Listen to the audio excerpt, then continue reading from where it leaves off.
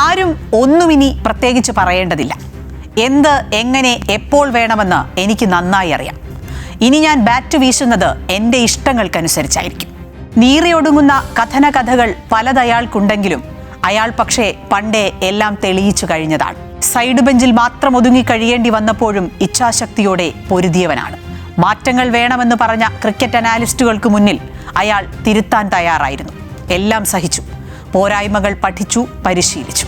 ബംഗ്ലാദേശിനെതിരായ cricket മത്സരത്തിൽ മുസ്തഫിസൂറിന്റെ പന്തിൽ back ഫുട്ടിൽ mid ഓഫിലേക്ക് നേടിയ ഒരു സിക്സ് ഉണ്ട്. ആ ഒരു സിക്സ് മാത്രം മതി അയാളുടെ താരത്തെ, അവന്റെ കഴിവിനെ അടയാളപ്പെടുത്താൻ.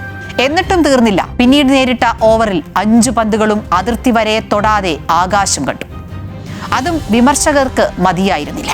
കൂട്ടിയും കിഴിച്ചും കുറ്റങ്ങൾ മാത്രം കണ്ടുപിടിച്ച് വിമർശനങ്ങൾ അവർ ഉന്നയിച്ചുകൊണ്ടേയിരുന്നു.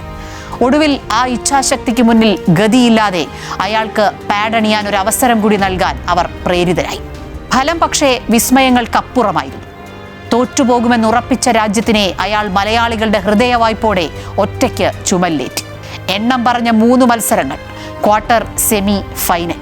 മലയാളിക്കാകില്ല എന്ന് പറഞ്ഞവരെ കൊണ്ട് കൈയടിപ്പിച്ച് കപ്പടിച്ച് കാണിച്ചു കൊടുത്ത മുതൽ, അതെ, ആ പേരും ആ ചിരിയും, എന്തിന് ചെറിയ മൂവ്മെന്റ്സ് പോലും മലയാളിക്ക് ആവേശമായി മാറി. അവഗണിച്ച് മാറ്റി നിർത്തിയ ആളുകളെ കൊണ്ട് നീയായിരുന്നു ശരിയെന്ന് വിളിച്ചു പറയിപ്പിച്ച പോരാളി. ഫൈനലിൽ ഇന്ത്യയെ ചുമലിലേറ്റി മലയാളിയെ ഇന്ത്യൻ ക്രിക്കറ്റിന്റെ പുതിയ ലോകത്തെ സ്വപ്നം കാണാൻ പഠിപ്പിച്ച പിന്മടക്കമില്ലാത്ത ഫൈറ്റർ. അനന്തപുരിയുടെ മണ്ണിൽ നിന്നും ക്രിക്കറ്റിന്റെ അനന്ത സാധ്യതകൾ നേടിയെടുത്ത സഞ്ജു.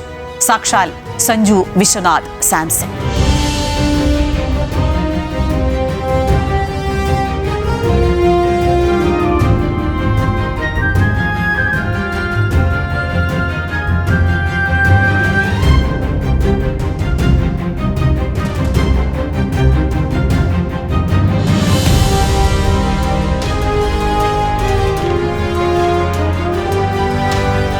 വിമർശകരെ, ഇനി അയാളെ വെറുതെ വിട്ടേക്കുക.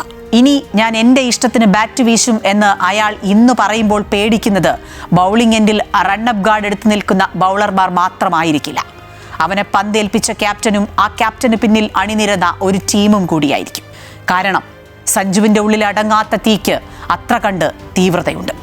കൂടുതലായി ഒന്നുമില്ല. ഇനിയുള്ളത് കാലം കൃത്യമായി തെളിയിക്കുക തന്നെ ചെയ്യും. അതുവരെ മാത്രം ഒരിടവേള. മലയാളികളുടെ സ്വന്തം ചേട്ട, ഇഷ്ടത്തിനനുസരിച്ച് ബാറ്റ് ഏന്തുക. പന്ത് കണ്ടാൽ അടിച്ചു പറത്താനാണ് തോന്നുന്നതെങ്കിൽ ഇനിയും അത് തുടരുക. വിമർശനങ്ങൾ തുടരട്ടെ. സ്നേഹത്തിന്റെ തണൽ വിരിച്ച് ഞങ്ങൾ ഒപ്പമുണ്ട്. മലയാളികളുടെ സ്വന്തം ചേട്ടന് വേണ്ടി.